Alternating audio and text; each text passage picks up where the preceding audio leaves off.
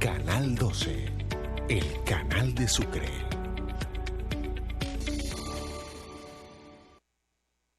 El siguiente programa es apto para toda la familia. Puede contener escenas de sexo y violencia moderadas. Se recomienda la compañía de un adulto responsable.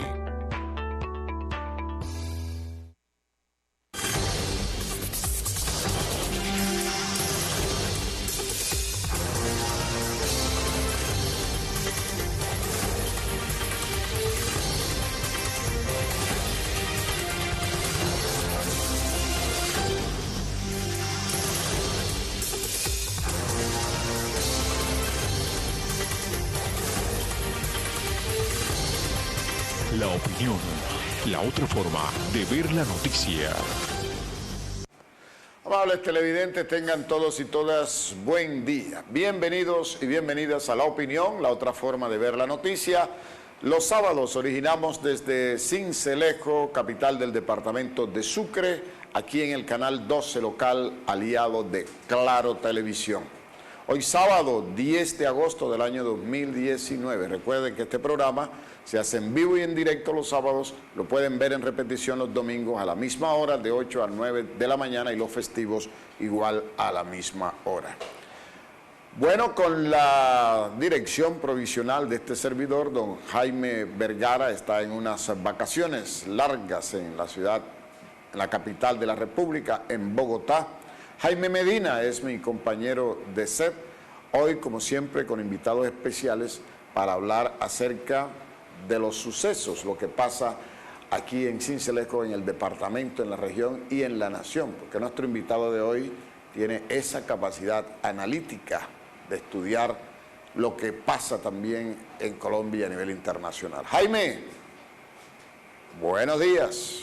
Buenos días, Sergio, buenos días a todos los televidentes del canal 12 y este es su programa preferido de sábado y domingo, La Opinión, donde usted se entera de todo lo que acontece en Sincelejo, el departamento y la región, porque el canal 12 tiene cobertura regional. Lo invitamos para que hoy nos acompañe de 8 a 9 de la mañana y mañana también al mismo horario, aquí en La Opinión, la otra forma de ver la noticia.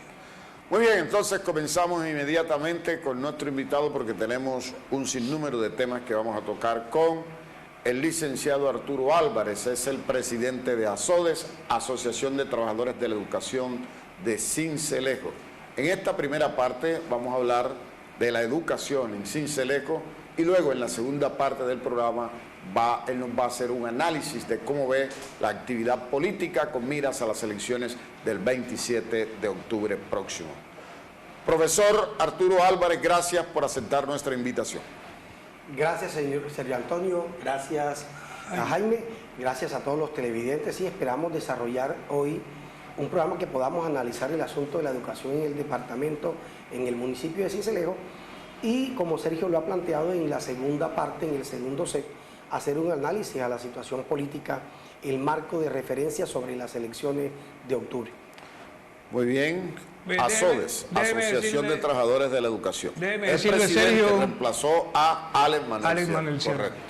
Déjeme decirle que me dice nuestro productor que están habilitadas nuestras líneas para que podamos interactuar con el profesor aquí y lo puede llamar al 276-5028 o aquí lo puede ver aquí en el generador de caracteres o puede llamarnos a nuestros chats al 300-828-4840 y nos envía un chat con su inquietud, con su pregunta al respecto del tema que estamos tratando. Muy bien, profesor Arturo Álvarez, como presidente de ASODES, ¿cuándo se hizo esta transferencia de poderes, por decirlo de alguna manera? En junio hubo las elecciones de ASODES, se hacen las elecciones libres, todos los asociados acuden a la votación y resultamos electos en esas elecciones.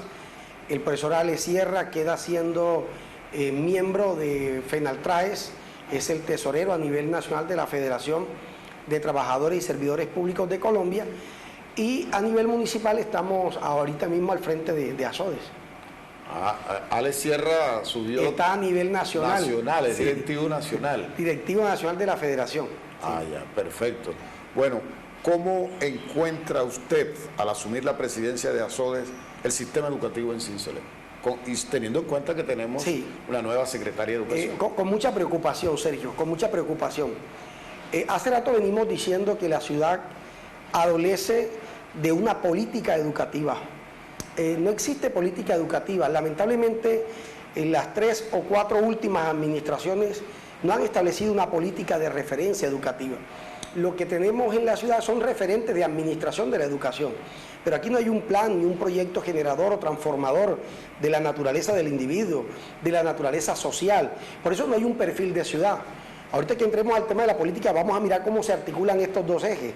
Mientras que no exista la dimensión de la educación en el ejercicio de la administración pública, jamás podrá existir una ciudad diferente. Entonces lo que tenemos es una Secretaría de Educación que administra unos recursos que vienen derivados del Sistema General de Participaciones, pero que no desarrolla proyectos que sean pensados para solucionar una u otra dificultad. Entonces tenemos un sinnúmero de dificultades en educación. Aquí tenemos un problema de malnutrición. Se le ha presentado a la Secretaría de Educación en infinidad de ocasiones de que hagamos un estudio serio, investigativo, sobre cuál es la realidad de nutrición de los niños nuestros. Fíjense que el PAE, por ejemplo, se pretende desarrollar una jornada única para entregar un almuerzo después de 1 hora de clase. ¿Qué sentido tiene? Por el contrario, le hemos dicho a la Secretaría de Educación que lo que estamos generando son hábitos negativos de alimentación. Mientras que todos los nutricionistas están diciendo que las 2:30 es el horario de almuerzo, nosotros estamos enseñando a los estudiantes a almorzar a las 2 de la tarde. Entonces, ¿qué sentido tiene 1 hora por el almuerzo? Entonces, frente a eso hemos dicho, los recursos del plan de alimentos deben dedicarse a la primera infancia. Creemos que son en los niños de preescolar, haciendo una investigación seria. ¿Con cuánto peso tomamos a un niño? ¿Con cuál estatura lo tomamos? Para luego mostrarle a la sociedad cuál es el resultado. El PAE trae como resultado a este niño, que lo tomamos hace 6 meses y hoy su condición nutricional es esta. Pero no existe eso, existe una especulación en todos los campos en la Secretaría de Educación, lamentablemente. En estos días se está pasando una novela por un canal nacional. Yo tenía años de no ver novela, pero por coincidencia empecé a ver esta novela que se llama Un bandido honrado, algo así parecido. Pero me causó, la seguí viendo porque me causó precisamente la atención eso que habla usted del PAE. Allá le llama alimentación, como el tipo pues se encuentra con que el alimento es malo, que la comida está podrida, los alimentos están podridos, y ese manejo por debajo de cuerda que se le da a los dineros y a cómo eso. Y como vamos a tratar más adelante el mismo tema, que casualidad, que también se habla, porque el tipo resultó siendo edil, pero él dice que él no es corrupto, sino correcto. Y así me gustaría que de pronto, da la gran casualidad que en esta época se están dando este periodo electoral, y esa novela tiene algo, le está diciendo a la gente: no vote su voto, vote por los honestos, no por los corruptos, y así por el estilo. Me llamó la atención la novela porque se está dando en una época, se está pasando en una época precisamente de esas dos cosas que estamos tratando, el PAE y las elecciones. Claro, fíjense por ejemplo, en el caso del currículo de la jornada única, no existe la intención científica de la Secretaría de Educación por orientar un currículo diferencial. Es decir, aquí en la ciudad de Sincelejo es mera especulación. Cada institución hace lo que mejor le parece o lo que mejor cree que hace. Pero en un municipio serio, donde exista una política educativa clara, los trazos, las orientaciones deben ser específicas. ¿Para qué debe servir a la ciudad la jornada única? ¿Cuál es el referente de calidad que se aspira a alcanzar? Nosotros pasábamos derechos de petición a la Secretaría de Educación preguntándole cuáles son los alcances de la jornada única en el municipio. Ya Medellín tiene sus alcances, Bogotá tiene sus alcances, Barranquilla tiene sus alcances. La ciudad no tiene alcance de para qué ha servido la jornada única, porque no se está haciendo ciencia desde la Secretaría de Educación. La Secretaría de Educación administra, pero no diseña, no planea, no genera una acción científica que permita perfilar la educación hacia otros horizontes. Por eso siempre mantenemos allí. Y cuando nos referimos, por ejemplo, a la prueba Saber 11, entregar resultados no son derivados de la política del municipio de Sincelejo. Es el resultado del ejercicio de los maestros, es el resultado de la puesta en marcha de dinámica de los padres, es el resultado de la intención del estudiante de salir adelante, de ganarse una beca. Hechos aislados. Hechos aislados. No son resultados serios, lamentablemente no son resultados de un plan estratégico. Nosotros le hemos dicho a este alcalde que perfilara una política educativa. ¿Qué quería hacer de la educación con el municipio? Hoy encontramos instituciones que establecen jornada única y no tienen restaurante escolar, no tienen una estructura de garantizar técnicamente que los alimentos que se le entregan a los jovencitos sean en óptimas condiciones. Entonces, frente a eso, no existe el cumplimiento a un contrato, pero no es el resultado ni la lucha por alcanzar, mejorar la calidad de educación, entre otras cosas. Tal calidad no se ha definido en el municipio de Sincelejo. A toda esta, profesor, hace de unos 2 años la laraca aquella de que los colegios deberían acondicionarse para recibir la jornada única. ¿Eso se cumplió? ¿Están cumpliendo los colegios para hacer esa jornada única? ¿O eso quedó fue en puro bla, bla, bla? O sea, las plantas físicas. Las plantas físicas se acondicionaron para contemplar la jornada única. Mire, la jornada única se diseña en el marco de la política del gobierno Santos. Tiene una proyección y una intención política, pero lo que el gobierno Santos no tenía previsto era que los municipios y los departamentos no estaban en las condiciones iguales para poder desarrollar una política de esta envergadura. Claro. La intención es muy buena, el deseo es muy bueno. Claro que sí, si yo le garantizo la nutrición a mi estudiante, obviamente que su rendimiento va a ser mejor. Pero mire, mientras que Antioquia puede sostener el programa, mientras que Cundinamarca lo sostiene, Bucaramanga lo puede sostener, y en la costa de pronto Barranquilla, el resto de entes territoriales no puede sostenerlo. Claro. El año pasado incluso aquí faltaban 16.000 millones para terminar el año de los almuerzos escolares. Entonces, no existe esa dimensión. Los entes territoriales, como no tienen política pública de nutrición escolar, por eso de su presupuesto, de los recursos propios del municipio, no se pone un peso para estos programas. Por lo tanto, en la medida que el gobierno nacional fue retirando el capital que había puesto para emprender el programa, en esa misma proporción fue decayendo. Incluso, luego de tener 8 horas de clase en las instituciones educativas, hoy solamente se ven 7. 7 horas, se disminuyó en una hora. Se disminuyó en una hora. Y mire la acción. Se da la 6ª hora y luego se va a almorzar para que el estudiante vea la 7ª. ¿Qué sentido tiene? ¿Qué sentido tiene? Hoy ha sido un parto doloroso para los rectores sostener esto, porque el muchacho que sale a las 2 quiere irse para su casa, porque no hay un programa complementario que lo invite a quedarse en la institución educativa. En Bogotá, por ejemplo, los estudiantes se quedan y hacen las tareas en la misma institución. Y entonces hay el programa de que viene la buseta a recogerme y vamos a la Biblioteca Nacional, vamos al Museo del Oro a resolver la tarea.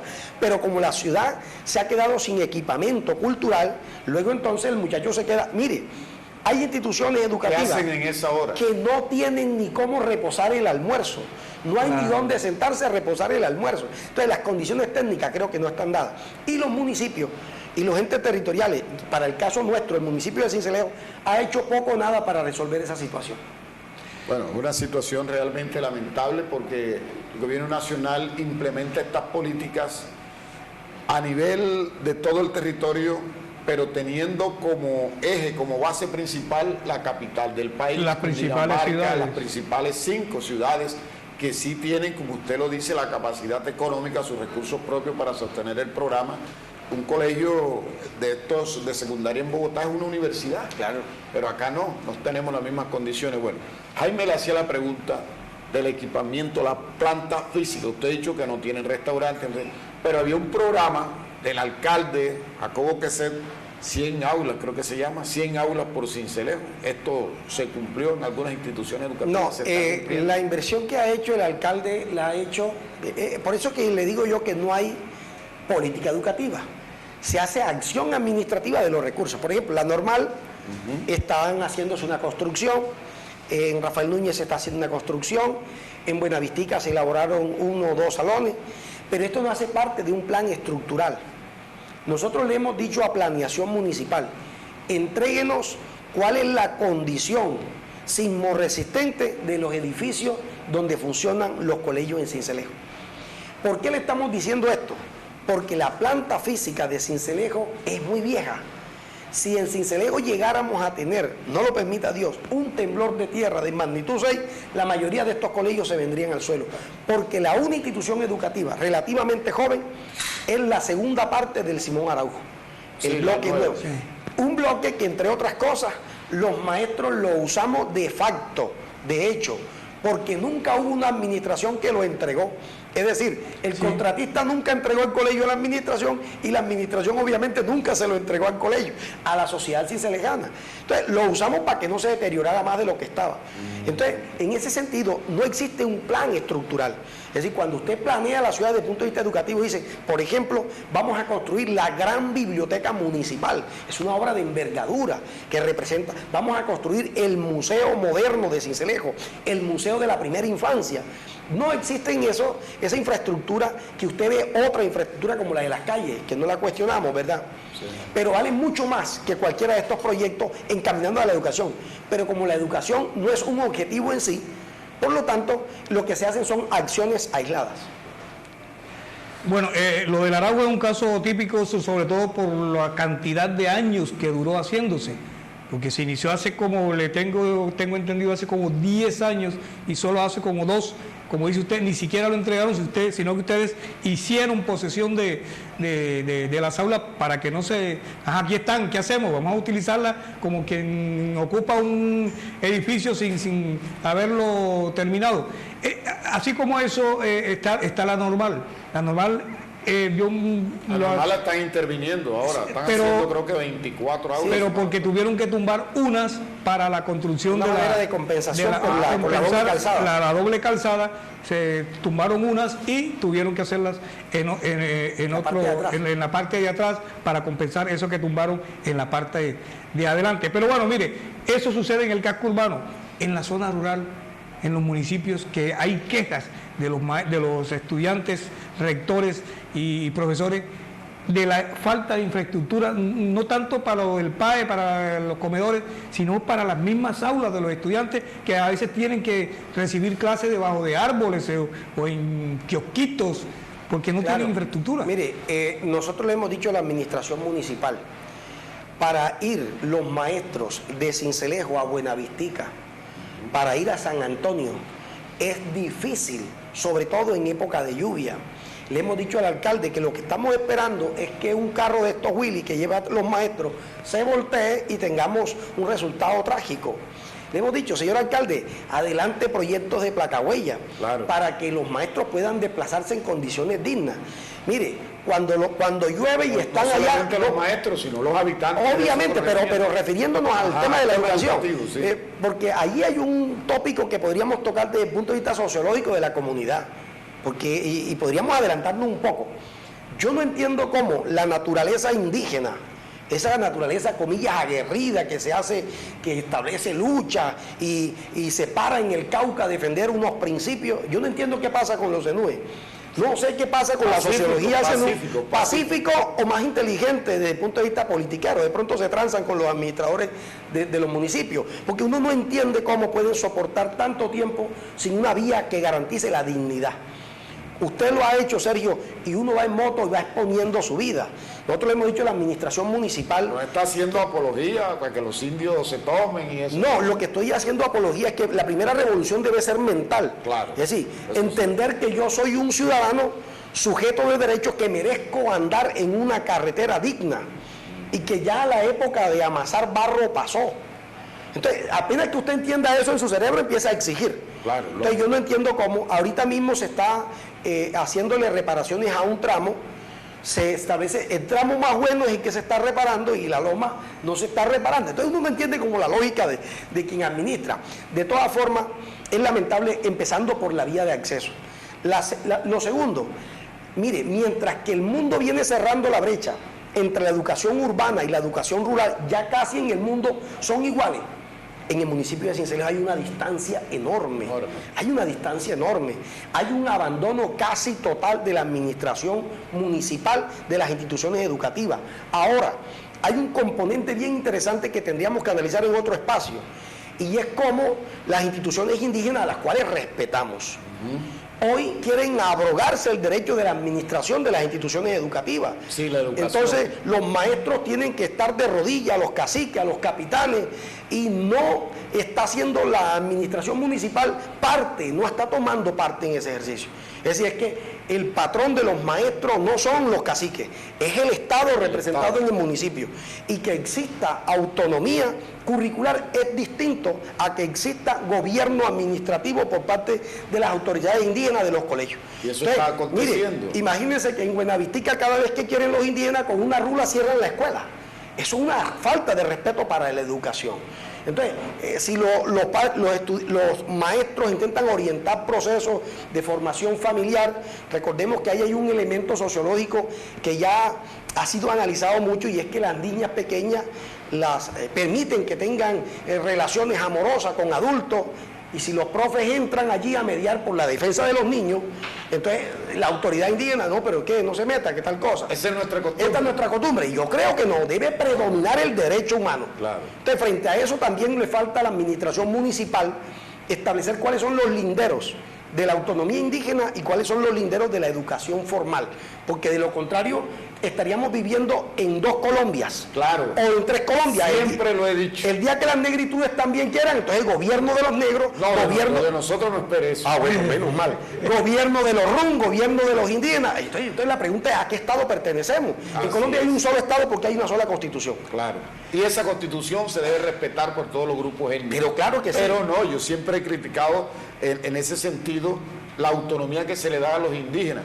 Como por un lado el gobierno nacional protege los derechos de los niños, ¿cierto?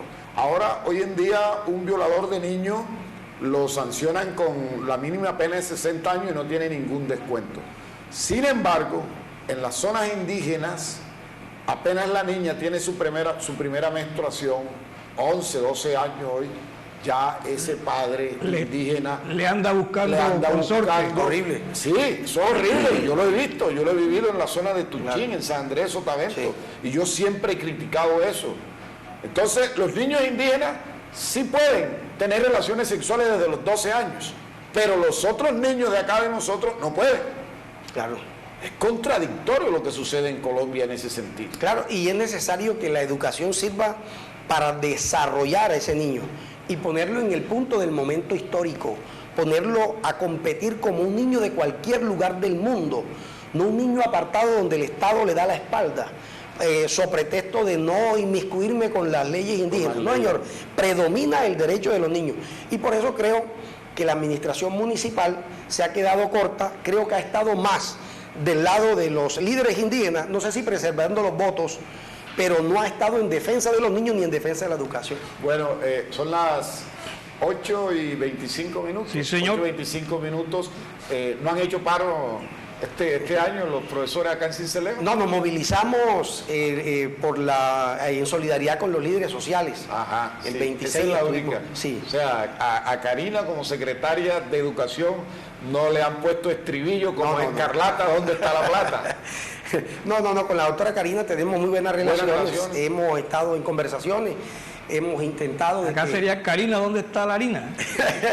Este tramo que falta de la administración ha sido bueno, ha sido de acuerdo. Faltan unos 5.000, me dijo ella en una entrevista, 5.000 y pico de millones para terminar el PAE, para que el PAE termine a la par del año lectivo. Claro. Ya el gobierno nacional aprobó 3.000 y el resto lo va a poner la administración municipal. Entonces, frente a eso, lo que decíamos, ¿verdad? Si se hace un esfuerzo para tener los recursos, debería ser un programa científico con seguimiento, con trabajadores de Secretaría de Salud, llevando los pesos, llevando las medidas con nutricionistas, un programa más completo. La administración siempre ha dicho que el programa viene así. Sí, pero el programa viene así porque los recursos vienen de la nación. Ahora, frente a ese programa, ¿cuál es mi aporte como municipio al programa? Claro. ¿Qué le abono yo a ese programa? No es solamente lo que viene de Bogotá, sino qué puedo hacer desde la ciudad. O sea, nada más llevan la comida, no llevan un No peso, tiene sentido, llevan... me parece que así... A los televidentes les recordamos que pueden llamar al 276-5028. Si tienen alguna inquietud, algo que aportar al tema, pueden llamarlos o escribirnos un chat, un WhatsApp al 300-828-4840 con las inquietudes que tenga al respecto al profesor o a nosotros los panelistas. 276-5028 es el teléfono fijo del canal 12 aquí en La Opinión. Bueno, vamos a un corte de comerciales. Seguimos una vez regresemos con Arturo Álvarez, el presidente de ASODES. Ya en la segunda parte vamos a tocar desde el punto de vista sindical cómo ve la actividad política para las elecciones del 27 de octubre. Ya retornamos a La Opinión, la otra forma de ver la noticia.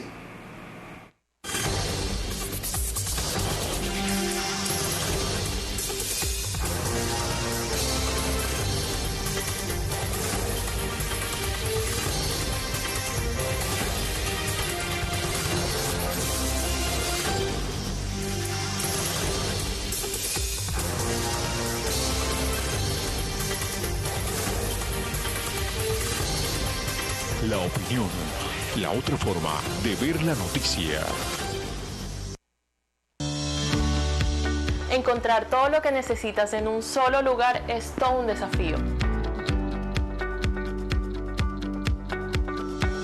Pero en Drogas Medellín con toda seguridad encontrarás el más completo surtido de medicamentos y productos para tu bienestar.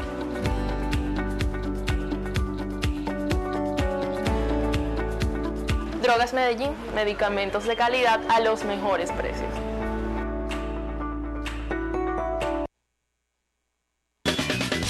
El Fondo Rotatorio Municipal de Valorización de Sincelejo Fombas presenta su plan de rehabilitación y mantenimiento de la malla vial urbana fase 1, construcción de pavimento en concreto, construcción en bordillos y andenes, rehabilitación de cunetas y rocerías. Tenemos un alto compromiso en vías de desarrollo en el municipio de Sincelejo. Fombas, estamos cumpliendo.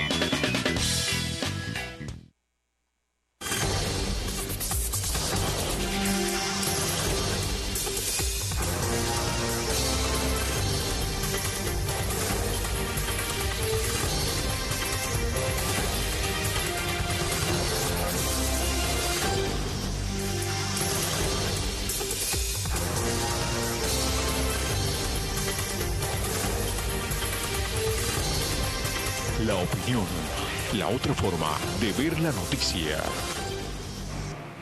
Bueno, continuamos aquí en La Opinión, la otra forma de ver la noticia. En esta segunda parte, Jaime, tenemos que... Hombre, sí, comentábamos fuera de micrófono la situación del país, hasta mundial. Mire lo que está sucediendo en los Estados Unidos, cada rato tiroteos, muertes, hay huelgas, lo que está sucediendo con los inmigrantes de Estados Unidos y el comportamiento de la sociedad. El comportamiento de la sociedad es preocupante, la gente no se tolera, se insulta el uno con el otro, se odian, se pelean. Y encontramos este video en las redes sociales y queremos pues mostrárselo a La Opinión para que se pellizquen, tomen conciencia de qué nos está pasando. Así se llama el video, ¿qué nos pasa? ¿Qué nos ha pasado? ¿Dónde quedó nuestra humanidad? Vivimos en un país donde hemos hecho un comercio de la desgracia de nuestros hermanos. Es mejor grabar cómo te matan que hacer algo por evitarlo. Nos burlamos del más pobre, lo denigramos, violentamos sus derechos. Hemos perdido totalmente el respeto por la vida, a las especies. Ya no produce el más mínimo escozor grabar directo al rostro de un cadáver, porque esto nos traerá rating. ¿En qué tipo de monstruos nos hemos convertido?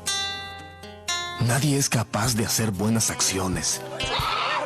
Nuestro sistema de valores está de cabeza, y a lo malo llamamos bueno, y a lo bueno, malo. ¿Qué nos está pasando? Lo que antes nos escandalizaba, hoy nos divierte. Los videos que más visualizaciones tienen en las redes sociales son los que convierten en un show las miserias humanas más profundas. Nadie abona a la paz. Todos queremos ver sangre y hasta pagamos por ello. Nadie respeta. ¿Dónde quedó nuestro lado noble? Ese que ama, que ayuda, que hace pequeños milagros. Ya nadie disfruta de los pequeños detalles de la vida, de los atardeceres, de las sonrisas, de las conversaciones francas, de la amistad pura, del amor real. ¿Qué nos pasa?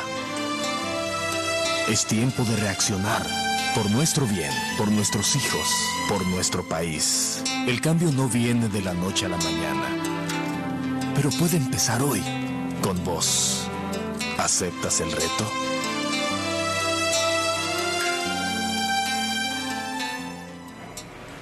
Bueno, muy bien, ¿qué nos pasa? Así se llamaba un programa también de televisión mexicana. ¿Qué nos pasa? ¿Qué nos pasa? ¿Qué le pasa a la sociedad? ¿Qué le pasa al mundo?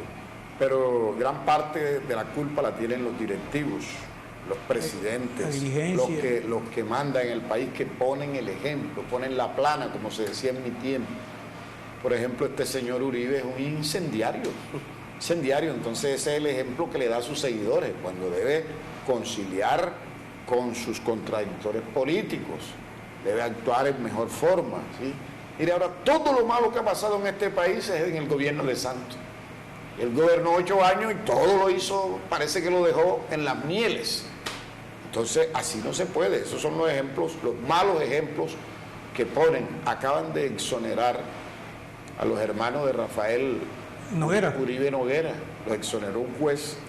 Entonces la picardía es cuánto hubo debajo de la mesa de plata para ese juez para que los exonerara. Si en todos los canales de televisión mostraron cómo entraban, cómo ocultaron las pruebas, cómo salían, se llevaron al tipo para una clínica. Todo eso sucedió y ahora el juez no ve esas pruebas. Afortunadamente la fiscalía dice que va a apelar la decisión. Bueno, vamos al segundo bloque entonces con el profesor Arturo Álvarez, el panorama político. Vamos a centrarnos en el departamento de Sucre, obviamente porque son elecciones regionales. Comencemos por los juntas administradores locales, ediles. ¿Usted cree que estamos eligiendo realmente a los ediles que tengan capacidad para defender a sus comunidades? Yo creo que la estructura social y política que parte de la Junta de Acción Comunal, el Estado la dejó sin peso. Es decir, el elemento crucial, determinante, el contacto entre el administrador público, llámese alcalde o gobernador, el primero que lo pone en contacto con el ciudadano, lo dejó sin piso. Hoy, lamentablemente, fíjese cómo funcionan las acciones comunales. La mayoría de estos líderes funcionan de la liga de los políticos y eso es muy triste y lamentable porque luego no representan sus comunidades. Muchos son puestos a dedo. Lamentablemente funciona así y terminan haciéndole el juego politiquero a la acción de quien ha planeado destruir el bien público y hacerse millonario rápidamente. Fíjense que la mayoría de estos hombres y mujeres nobles que salen del barrio con la mejor intención, pero que el diseño jurídico está tan mal establecido que siendo los más vulnerables dentro de los vulnerables, dentro de la escala de la escena política, no ganan un peso, ni los presidentes de Junta de Acción Comunal, ni los ediles. Entonces, ¿qué pasa? Que terminan siendo ciudadanos muy populares, muy querendones en el barrio, pero resulta de que el ejercicio político cuesta, señor Sergio, porque desplazarse de la Pollita a la alcaldía cuesta. Y resulta de que si yo me voy de la Pollita a la alcaldía, tengo que dejar en la casa como mínimo el almuerzo, porque luego ¿qué pretendo encontrar? Y mis hijos también estudian. Entonces, ¿cómo le pide usted a este líder que sea un gran líder comunitario cuando su base económica no existe? Y aprovechándose de eso llega entonces el estimado concejal y dice, aquí hay 10.000 barritas, 20.000 barritas, di esto, haz esto, y se pierde la esencia para lo cual fue escogido en la comunidad. Lo peor del caso, profesor, es que el edil tiene las mismas inhabilidades del concejal. No se le puede nombrar un hermano, no se le puede nombrar a la esposa en un cargo, pero a un primo. Pero el concejal se le paga por sesión. Por eso, pero lo que dice el profe, que los 10.000 pesos, que los 20.000 como para el sustento para sobrevivir el día. Y lamentablemente no se respeta su función, no se respeta.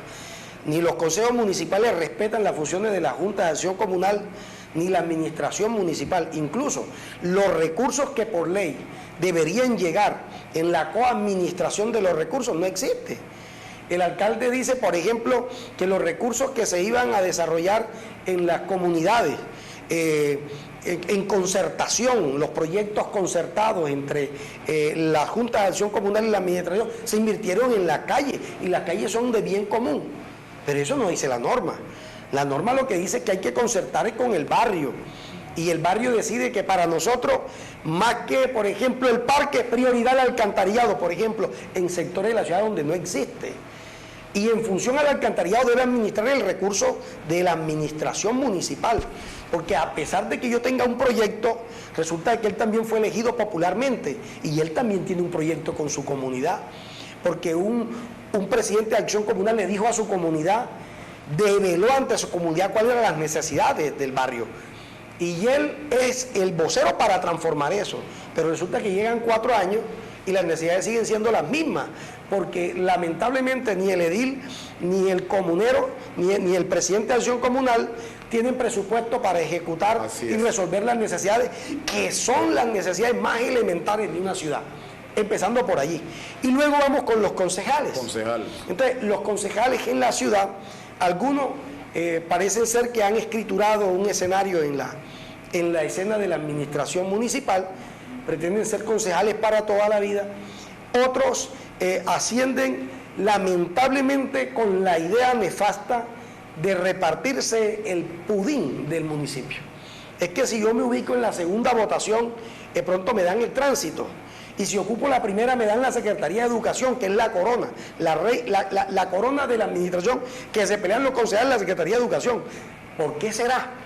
¿Por qué será? Habría que preguntarse. ¿Qué presupuesto tiene? Yo no creo que sea por la disposición filantrópica del servicio al otro y de la transformación del ser a partir de la educación. No, de pronto sea por el presupuesto que maneja la Secretaría de Educación. Y luego el tránsito, y luego el FOB, y luego empezamos a repartirnos toda la secretaría. Y no se empieza a debatir. Fíjese que el Consejo Municipal que va a terminar no hizo control político de la acción del alcalde, porque es más fácil ser coadministrador que ser controlador político del administrador. Es que aquí no existe la oposición. No existe la oposición, pero ni siquiera en la no existencia de la oposición estatutaria que se ejerce en el Congreso de la República, sino la oposición natural a lo equivocado. Es decir, usted es mi amigo, pero frente a lo que está haciendo malo, yo no soy opositor suyo, pero frente a esto creo que no es así que se debe manejar. No, pero ahora se va a estrenar. Entonces, frente a eso, lamentable lo que sucede, Sergio. Lamentable que es mejor, soy coadministrador y la filosofía del tape no diga nada, porque si cae usted, caigo yo. Es muy triste en una ciudad cuando no se hace control político.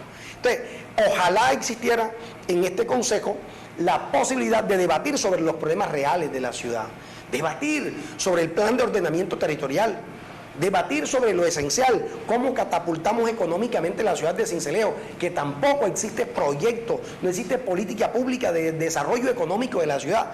Aquí lo que dice el POC es que tenemos un perfil comercial porque es lo que se ha desarrollado espontáneamente, no porque lo han planeado los políticos que administran la ciudad. Y las ciudades son planeadas y su desarrollo económico es planeado. Aquí creemos que el desarrollo comercial es porque hay bastantes vendedores ambulantes.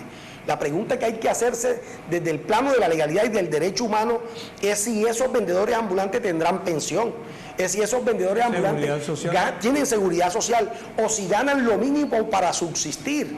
Allí es donde debe centrarse el debate, no creer que porque hay muchas carretas en la ciudad, el perfil de la ciudad es comercial. Es comercial, y tantos almacenes cerrados que ve usted, pasa por la calle de Sincelejo, se arrienda. Sergio, porque no hay un plan que venda la ciudad. Aquí necesitamos tener los escaus económicos que vayan a tocar las puertas a las multinacionales, que vayan a tocar la puerta a la empresa nacional y ofrecerle una ciudad con garantía. Pero una ciudad que hace rato ha venido diciendo 24 horas de agua y no tiene 24 horas de agua, ¿qué empresa se viene en esas condiciones? Entonces, si usted planea la economía de una ciudad, perfila la ciudad.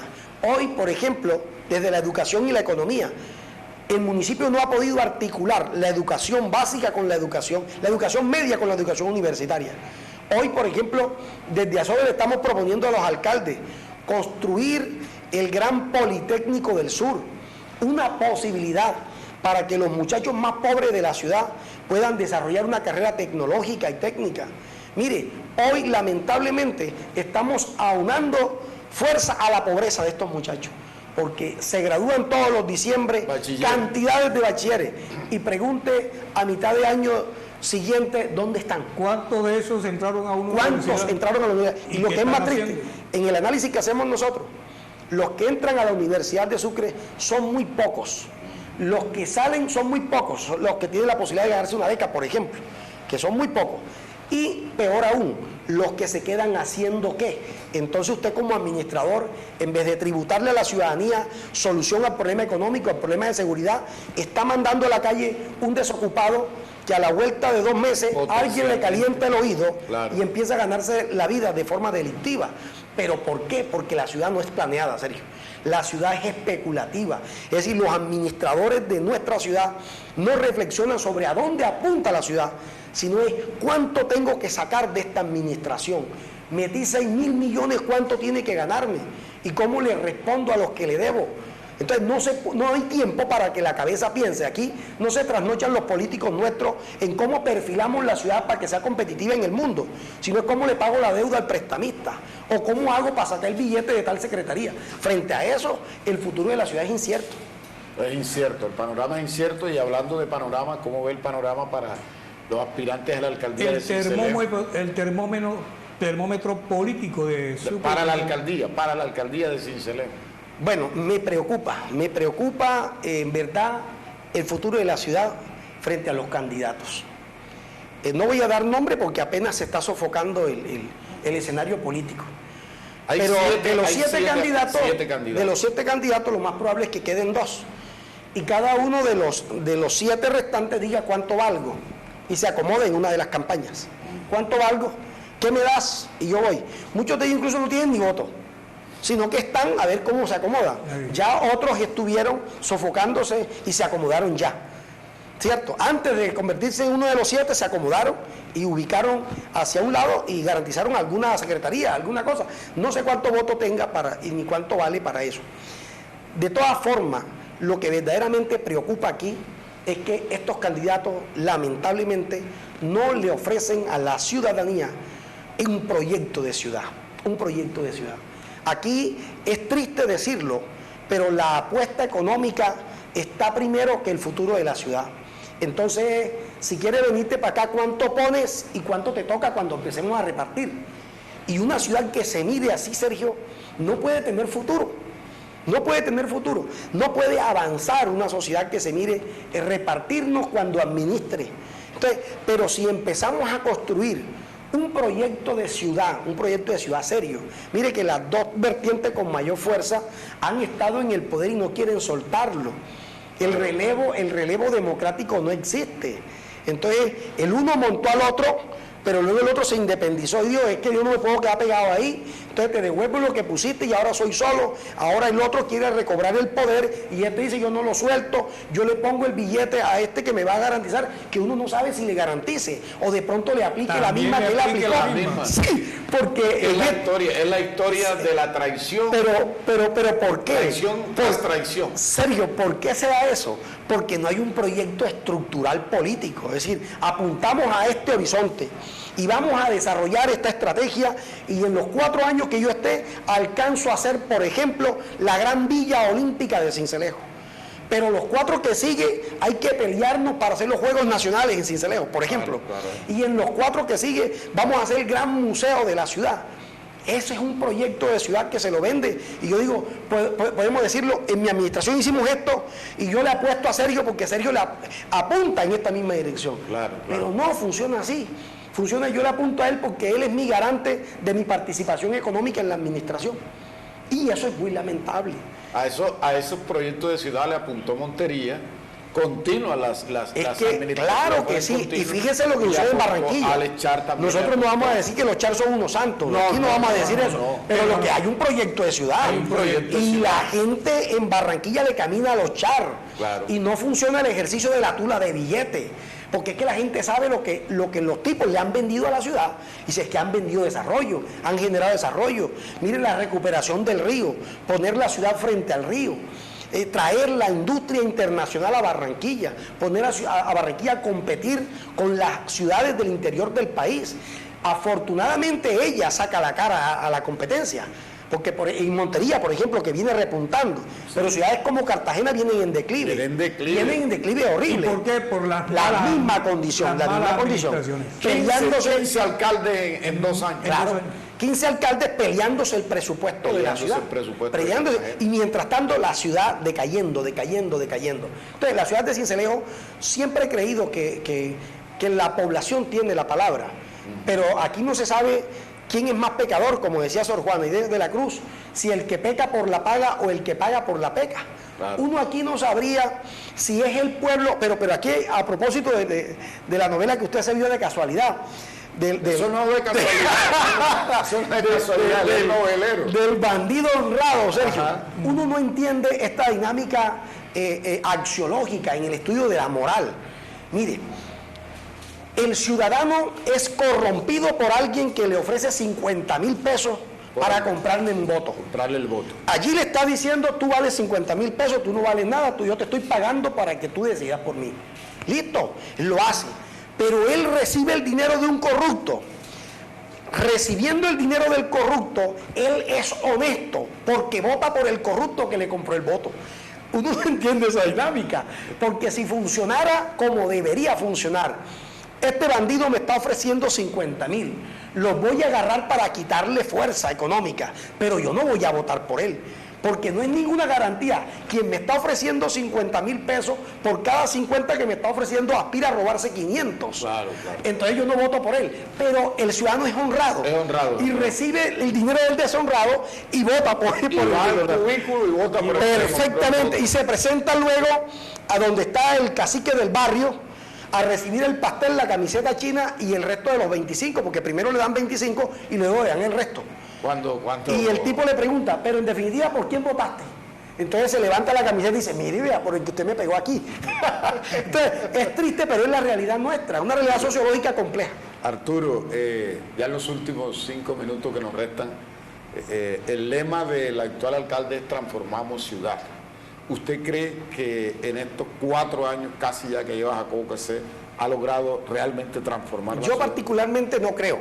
Yo creo que la transformación de la ciudad se logra cuando se transforma el ciudadano.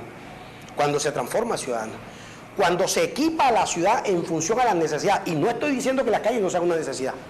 Y no estoy diciendo que hacer nuevo alcantarillado en el centro de la ciudad no sea importante. Sí es importante. Pero todo lo que yo hago en función a la ciudadanía debe ser en gobernanza, que le llaman los franceses. Es decir, gobierno con la gente. Porque cuando yo creo que sé las necesidades del pueblo, me convierto en un déspota ilustrado. Es decir, yo gobierno para el pueblo, pero sin el pueblo. Si yo hago lo que creo que hay que hacer. Y que desde mi perspectiva, aquí faltaron muchas cosas para hacer, para pensar que transformamos ciudadanía. Aquí no modificamos la cultura de los pueblos. Por ejemplo, si hablamos del recaudo de impuestos, el ciudadano todavía no logra entender la dinámica del impuesto, el para qué y el cómo se usa lo que yo pago, y qué sentido tiene pagarle al municipio, y qué garantías tengo yo socialmente. En educación se adelantó muy poco o nada. Culturalmente el desarrollo de la ciudad muy pobre. Entonces, hubo un equipamiento importante, por ejemplo, a mí me parece importantísimo la construcción de parques, me pareció valioso, me parece magnífico la construcción de parques, pero entonces no sé si es exigir mucho o que creo que la totalidad prima sobre las acciones particulares, pero creo que ese parque debió estar acompañado de un proyecto cultural. Porque si yo no acompaño el parque de un proyecto cultural, dentro de un año tendremos que hacer otro, porque la misma ciudadanía que no está educada para educarlo, para preservar lo público, lo destruye, Sergio. Entonces, vamos a estar invirtiendo en lo mismo, porque no hay educación. En el centro hay unas materitas muy hermosas que están a la orilla de los volardos. Son hermosas. La idea es buena. La idea es muy linda. Pero está siendo utilizada de basurero. Entonces va a servir de basurero porque... De canastilla, de basura. Porque no se ha educado al peatón y diciéndole, mire, es que esto hace ver a la ciudad hermosa. Y cuando su casa se ve linda, usted también se ve bien en su casa. Y su casa grande es la ciudad de Sincelejo. Y hay que cuidarla. Y esto es para usted. Pero entonces se hacen las cosas aisladas de la comunidad. Entonces, en términos generales, valioso, magnífico la construcción. Pero la escena de la expectativa del alcalde no. porque luego solo se pudo invertir en concreto. Y creo que la mayor inversión que puede hacer un mandatario es en la transformación cultural y mental de su pueblo. El pueblo no hay políticas. Es porque no hay políticas para educar al pueblo. No se ha educado al pueblo. Y entonces sucede lo que está sucediendo. Estamos Mire, construyendo y detrás van. Claro, unas calles tan hermosas, ¿verdad? Unas calles tan hermosas, pero el ciudadano que no es consciente, entonces luego tira el agua. Entonces, si tira el agua, deteriora la calle, la afea. Entonces, la basura. Entonces, si no educamos y creemos que la verdadera transformación está en los muros, estamos equivocados. El concreto no transforma nada. El individuo transforma el uso del concreto. Allí tiene el sentido una silla en un andén, que son hermosas, ¿cierto? Que te puedes sentar, pero tiene sentido cuando estás educado.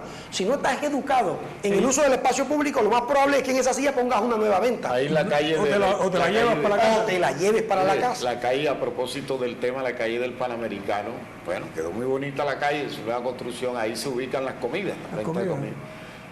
Es el agua con que... Agua con grasa, con aceite. Por ahí pasaron unos caballos y los caballos los resbalan, se caen los caballos porque... Y eso que tienen, las calles son corrugadas, son... Sí, son estilo de ladrillo. Estilo de ladrillo, sí. Sí. Bueno, ya en un par de minutos, Arturo, ¿cómo ve un minuto? La gobernación también está enredada así como... La gobernación está enredada también y más enredada. Es que uno diría que cuáles son las candidaturas fuertes que salen. Aquí 2 o 3 casas económicas que van a meterle todo el billete a las campañas, ¿verdad? Por un lado, la gente de CINCE, ¿verdad? Con el Vallito. Con el Vallito, Yair Acuña con toda su plata, y por el otro lado la familia Pérez Santos, que son 3 líneas fuertes desde el punto de vista económico. Y político. Y político, claro que sí, porque ahí van articulando en la región. Pero hay una alternativa, Sonia Gómez Taboada, ¿cómo ves esa alternativa? Y también me parece interesante que Juan David, por ejemplo, haya aspirado a la gobernación. Me parece interesante porque hayan otras opciones. Sí. Pero es claro que si no revisamos bien cómo perfilamos el departamento y la ciudad, el futuro de las generaciones que estamos levantando es incierto. Tan incierto es que hoy el 37% de los estudiantes más destacados de la ciudad de Sincelejo se queda en otras ciudades del país y no vuelve a la ciudad que lo vio nacer. ¿Por qué será? Porque la ciudad no le brinda garantía, Sergio. Sí, muchas gracias entonces Arturo Álvarez, presidente de ASODES, por acompañarnos hoy aquí en La Opinión. Gracias, Sergio. Jaime. Gracias. Los esperamos mañana, 8 en punto de la mañana, con la repetición de esta emisión. Y dígale usted que vio el programa hoy a su vecino, a su amigo, a su hermano, a su pareja, que mañana puede escucharlo también y verlo a partir de las 8 de la mañana. Siempre que traemos al profesor Arturo Álvarez aquí es garantía de buena sintonía por la forma tan certera y explícita como explica los temas, da a entender los temas de la ciudad. A ustedes, amables televidentes, los invitamos para mañana domingo, de 8 a 9 de la mañana, y el próximo sábado estaremos aquí en vivo, en directo, en La Opinión. Nos vamos a dejar ahora con el Caribe y su música, el gran salsero Flavio Echeverry. Gracias y que tengan un resto de día feliz.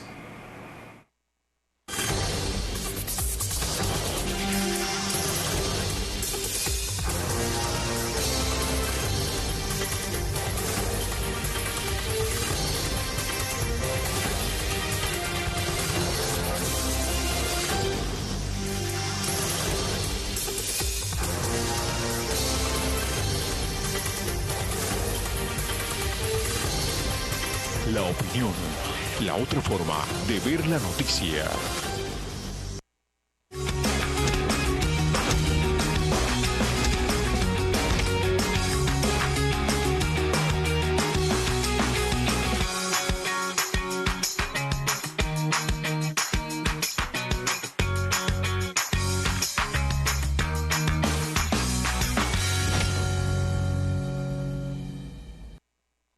Gente del Caribe colombiano, ¿qué tal? Les saluda Flavio Echeverry, el mago de la salsa. Y los invito a que me vean todos los sábados de 9 a 10 de la mañana, nuevo horario, con repetición los domingos de 9 a 10 de la mañana en su programa El Caribe y su música, con lo mejor del portentoso mundo latino, a través del canal 12, afiliado a Claro Televisión. Nuestro canal, tu canal. Hermano, tú quieres prosperar en la vida, te doy un consejo: no busques dinero en el altar pensando que Dios te multiplica. ¿Quieres prosperar? Trabaja, y trabaja duro, y esfuérzate, y sé el mejor en tu trabajo, y no gastes más de lo que ganas. Ahorra, administra bien el dinero, rebaja tu nivel de vida, sal menos a comer fuera, cómprate menos caprichos, ahorra más y tendrás una casa. Pero Dios no va a mandar un ángel. No, yo veo un ángel que llega con una llave y Dios la pone hoy en tu mano. ¿Qué historia es esa, hermano? Últimamente hay un montón de ángeles cayendo con llaves, puertas abiertas, ventanas abiertas, y un montón de gente vaga que solo cree que el altar es cofidis, que yo vengo aquí a dar 100 a ver si me llegan 200. Dios no hace trueques, Dios no es un chantajista, Dios no es un usurero, Dios no es un banquero, Dios no es una casa de apuestas. Esto no es un hipódromo. Aquí lo que se da no es esperando recibir nada. Aquí lo que se da es por amor y gratitud. Toma, porque todo lo que tengo es tuyo y no me quiero más. No se da aquí como, no, yo doy 100 porque me va a dar 110. No, hermano, quien te ha enseñado eso te ha engañado, sabiendo que de cada 100 que dabais, 30 se iban a su bolsillo. No, si te das cuenta, tú seguías igual de pobre y el presidente del ministerio seguía cada vez más rico.